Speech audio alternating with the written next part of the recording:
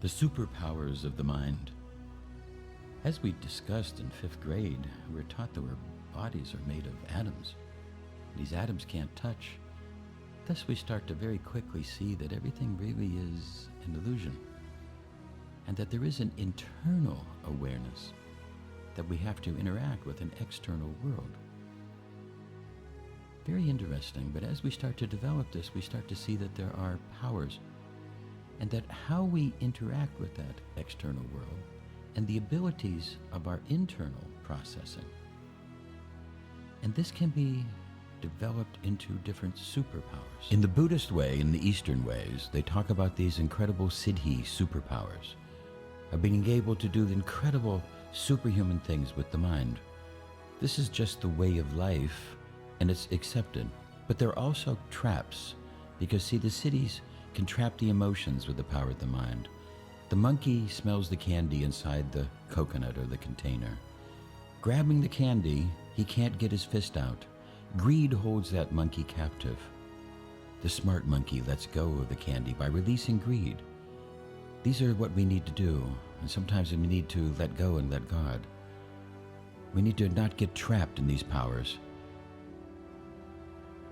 In the Buddhist way, there are 4 unknowables, imponderables. You can't really know these things. If you think about them too much, you might go crazy. First is the beginning of all things. It's unknowable. It's imponderable. Next, we have the workings of karma. To really understand what happens in this karmic connection of this vast, vast, vast super complexity. And yet there is a karmic law that extends through this, because there is a connective consciousness, a shared unity, that everything is still at one dimension, one point, and that things come and go, and that we get paid back for the bad that we do, and we get rewarded for the good that we do, and that there is a nature of a karma. Next, we have the powers of the Buddha mind. And to get to that Buddha mind, it's really just as simple as being able to not use any words in your mind in a conscious waking state now, but not use any words in the mind for 10 minutes. If you can not talk to yourself in your mind during a conscious waking state, that is the Buddha mind. It's a type of non-judgmental awareness. And if you can get beneath the words, you can start to open that up. That's the beginning. Then the 4th idea, the 4th imponderable, is the abilities of the normal human mind, because those abilities can be sharpened and enhanced. And it's unknowable, the powers of the human mind. It's that vast. And if we can set free our minds in a loving, controlled, meditative fashion, reducing the judgment, increasing awareness beneath the words, we can develop these superpowers. We have to set the mind free from judgments, intolerance. We have to get free from anger, hate. We have to get free from greed, arrogance, and attachment to the illusion or the delusion. It's our attachment to our false beliefs that can stop us. And as we get into this, we can see that honor can help to replace arrogance. Compassion, love can replace anger and hate. And that sharing and caring can help replace that greed. And that by exploring and challenging our beliefs, we'll see that every belief, constructed of words, has some good and some bad and some true and some false, so that we don't become so attached, but become compassionate.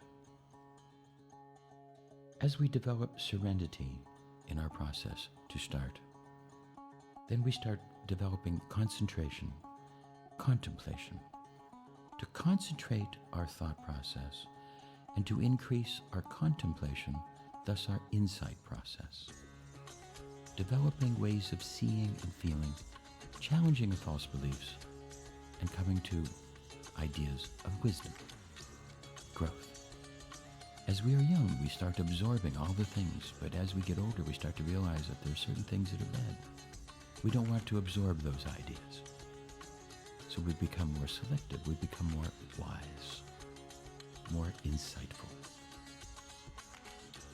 As we develop these superpowers, this is not a circus act or a parlor trick. This is not for performing in front of people who wouldn't believe even if they saw it 1,000 times. Certain scientists develop their ideas on replication, and it becomes their god, but that's not the way the world works. It reminds me of a story of a man named Joe. Joe was a very bad boy and was in and out of jail and in and out of juvie and problems. Stealing, lying, cheating, hurting, fighting. As a young adult, he was taken away to jail once again, where he became very strong, working on the weights every day, became very bitter and cruel. And he came back to the town where he lived in upstate New York. This was a very angry man, very violent, very troubled, looking for some way to heal his mind, heal his soul and his spirit. You see, violence breeds violence. Anger breeds anger. Hate breeds hate. But sometimes just a little something can trigger us to release that. As we grow, we learn the power of love. This can defeat anger, and it can defeat hate. Joe was such a man, filled with anger and hate. But to defeat anger, we must defeat it before it defeats you. Try to profit from your losses. Forgive your enemies. Forgive yourself.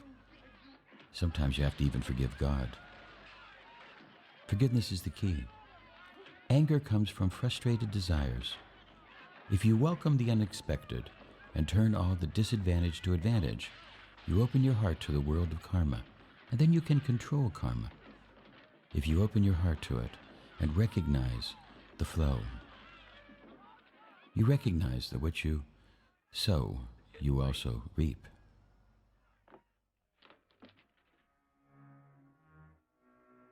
Joe, this angry man, this angry soul, came back to his town.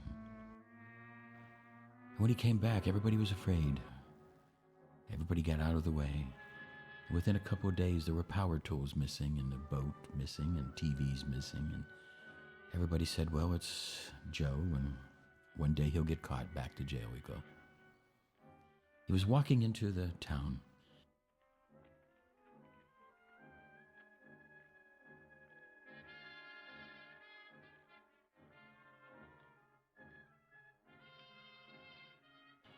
And there was Mary.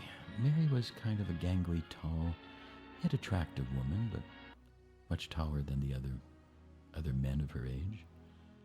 And Joe came down, and all the other women had run away, afraid, but Mary stood her ground.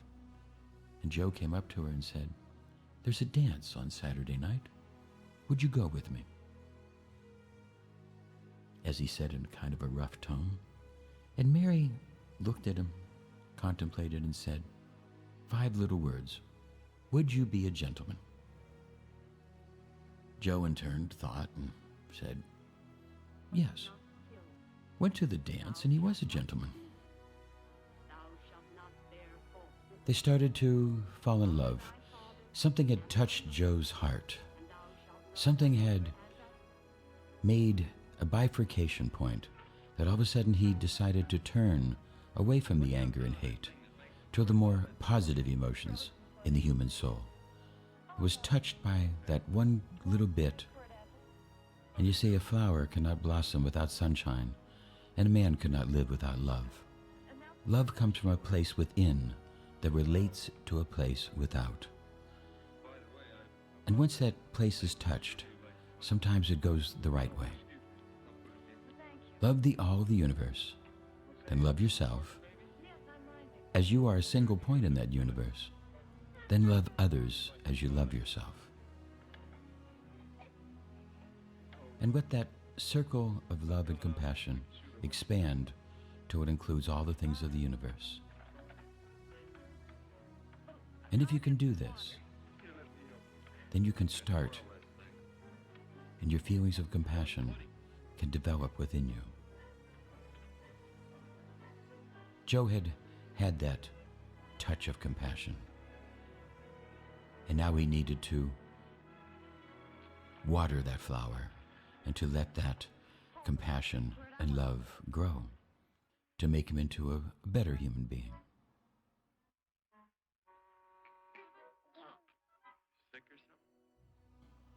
They went out a couple more times, and he was always a gentleman.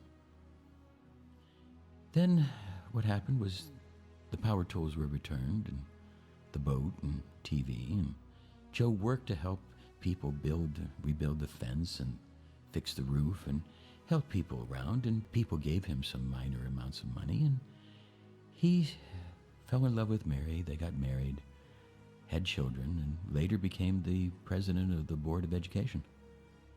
Now here was a man that changed his whole life because of 5 words. Would you be a gentleman?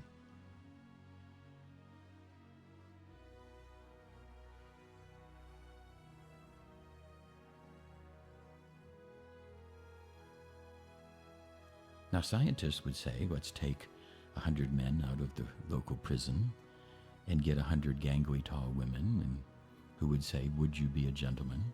And they would soon test this and find out that it doesn't work statistically. Thereby, they would poo-poo the whole idea and say it doesn't work. But that's not the way life is. Life is a complexity and a fractal. And what touches people? And I'm always looking for what 5 words can touch my patient.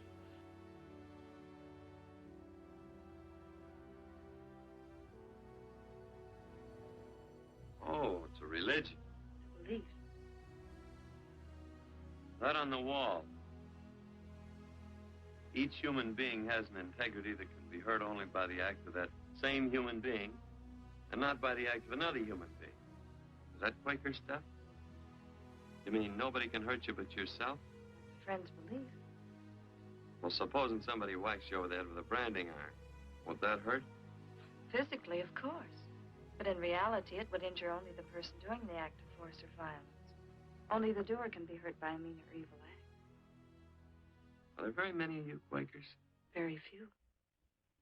Sort of figured that. Life is a complexity and a fractal. And what touches people? And I'm always looking for what 5 words can touch my patient. Sometimes it's just as simple as, don't become addicted. Don't eat sugar. Sometimes it's just as simple as drink more water. Sometimes just a couple of words can help change. And what 5 words can set somebody free or give them that little bit of advice to change their world? And it doesn't always work that it can be replicated. But this is what life is about. Life is not a statistical event for scientists to be looking at. And as we develop these superpowers, it's not about proving them over and over and over again. It's about having them when we need them. It's about developing the mind, not for performance sake, but for self-growth sake. As we start to increase the super learning, to help ourselves, help others, help the planet, and help the cosmos, help the whole.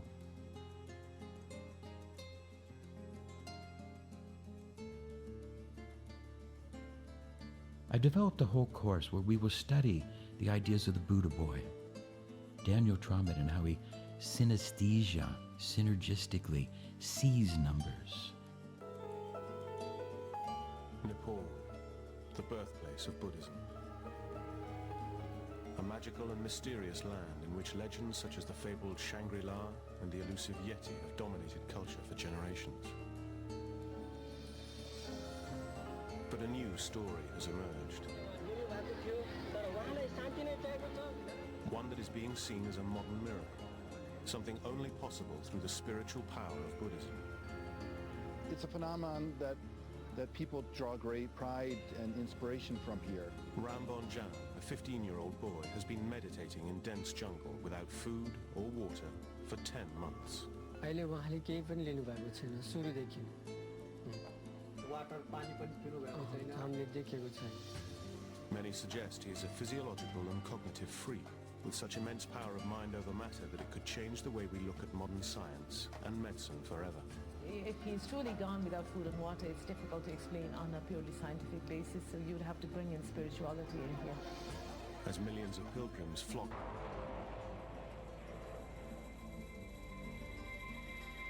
Armed with a calculator. And you can't see this calculator that I've got here, can you? We first asked Daniel to multiply 37 by itself, 4 times.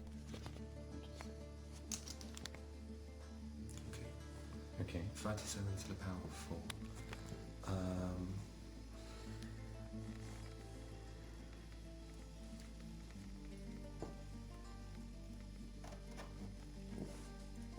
One million.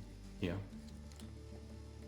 874,161. Amazing. Just to make sure that people say, well, perhaps you just know a few of these off by heart, let me just choose another one. Next, we asked him to divide 13 by 97.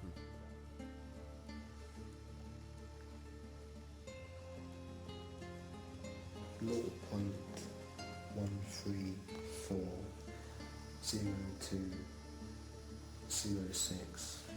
That's as far as my calculator goes. Brilliant. 185.567. You're carrying on. Carrying on. Do you want me to stop or?